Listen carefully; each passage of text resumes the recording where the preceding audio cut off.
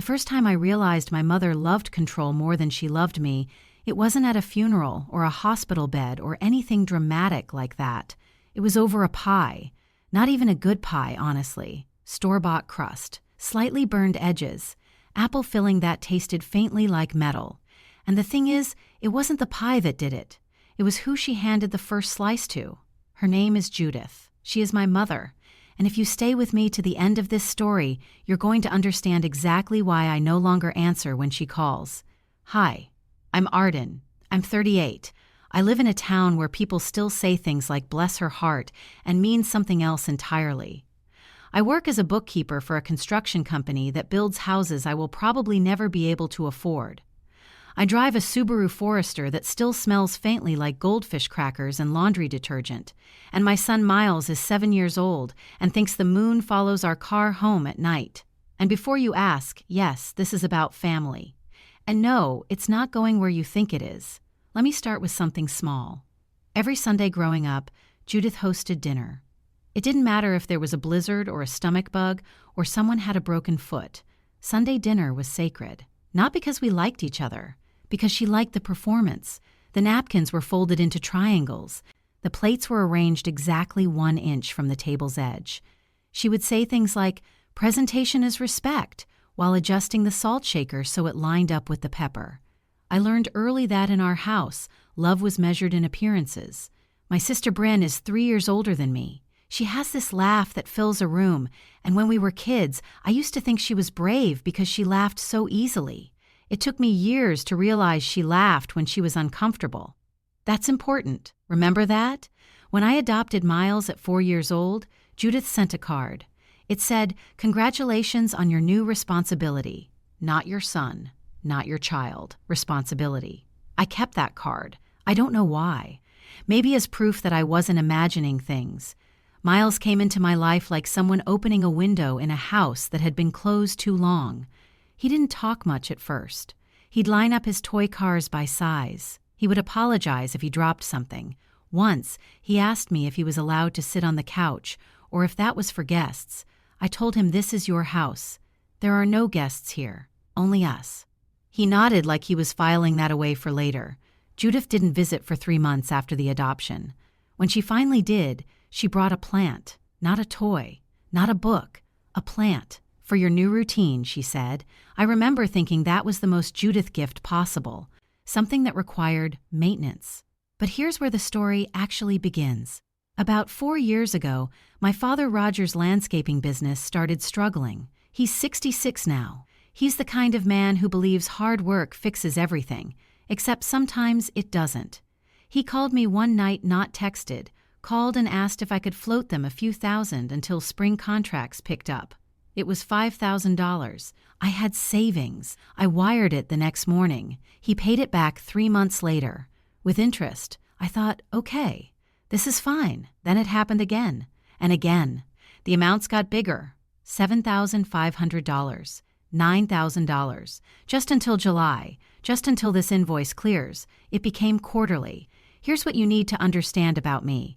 I am very good with numbers. I track everything. I know exactly how much I spend on groceries, gas, school supplies. I have spreadsheets for things that don't require spreadsheets. But I didn't total up what I was giving my father. Not at first, because calling it a pattern would mean admitting it wasn't temporary. Meanwhile, Judith redid the guest bathroom. New tile, new vanity. She started wearing this gold bracelet I'd never seen before. She mentioned a girl's trip to Napa with her church friends. I noticed. I didn't say anything. You already know that about me, don't you? Then came the pie. It was Thanksgiving, not Christmas. Miles was 6. He had been practicing saying Happy Thanksgiving, Grandma in the car because he wanted to get it right.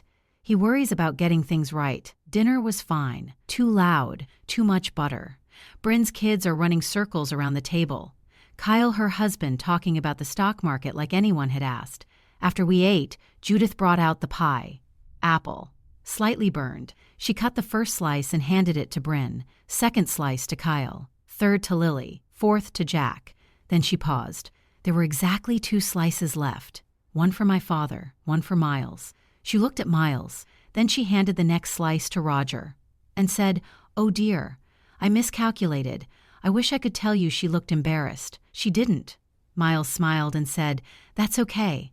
I'm not that hungry." He was. I could see it in the way he swallowed. I said, "He can have mine." Judith gave a small shrug. "If you insist on the drive home," Miles asked, "did I do something wrong?" That sentence. That exact sentence. I said no so fast I almost ran a red light. But here's the thing. It wasn't about pie. It wasn't even about favoritism. It was about subtraction. Judith subtracts, quietly, precisely. And I was done pretending I didn't see it. That night, after Miles went to bed, I opened my laptop. I pulled up my transfers to Roger over the past 4 years.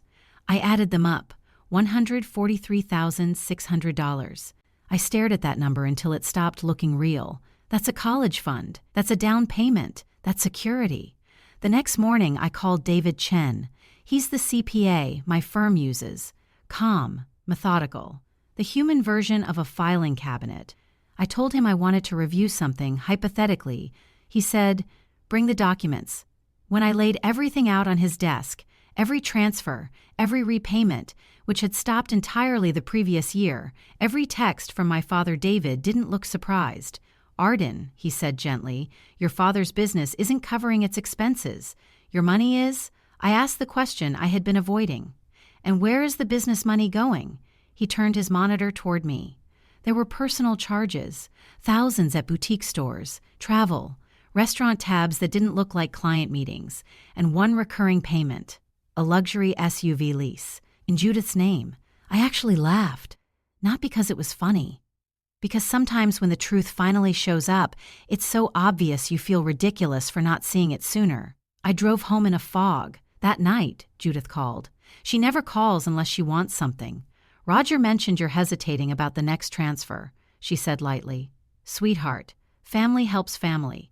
There it was, the phrase. I said, "Does family subtract too?" Silence. "I don't know what you mean. I thought about pie." About Miles' small hands folded in his lap. "I mean, I'm not making any more payments." Her voice hardened instantly.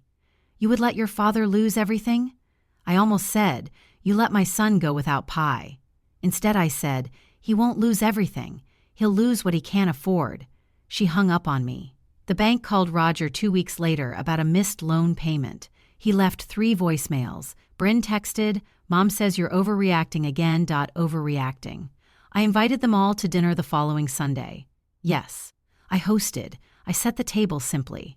No folded napkins. No performance. When they sat down, I placed a folder in front of each of them.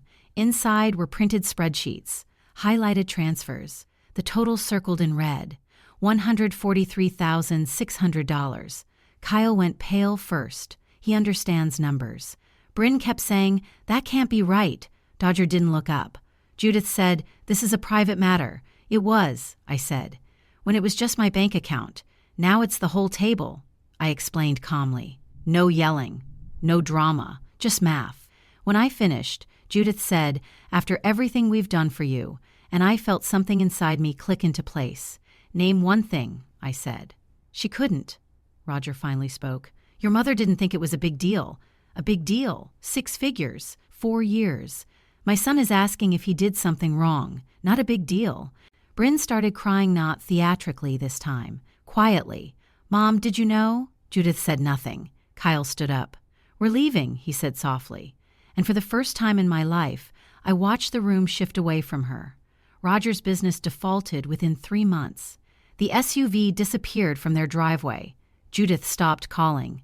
Bryn called once. She said, "I should have seen it." I said, "You see it now. That's enough for today. Here's what changed, though. It wasn't just the money. It was me. I stopped standing at the kitchen counter to eat. I sit with Miles now. We linger. We talk about his spelling tests and which dinosaur would win in a race. Last week, I baked apple pie. I deliberately burned the edges a little. When I cut it, I handed the first slice to Miles. He didn't hesitate. He didn't look around for permission. He just took it. And I swear to you, that felt better than any check I ever wrote. My mother believes control equals love. I believe love looks like abundance. Like making sure there's always enough pie. If you're watching this and you've been the quiet one, the reliable one, the one who funds the illusion while someone else performs, please hear me. You are not dramatic. You are not selfish. You are not wrong for adding things up. Sometimes the most loving thing you can do is close your wallet and open your eyes. Judith still hosts Sunday dinners. I hear about them through town gossip. There are folded napkins, perfect plates. I'm not there. And you know what? We're okay. Miles lines up his shoes by the door every night, perfectly parallel, like order can exist without fear. And in this house, it does. If this story felt a little too familiar, if you've ever been told you were overreacting for protecting your peace, subscribe to her Untold Revenge. This space is for women who are done staying quiet. Share this with someone who needs to know they're not crazy for seeing the subtraction. Sometimes revenge isn't loud. Sometimes it's just refusing to hand over another slice. And trust me, that's enough.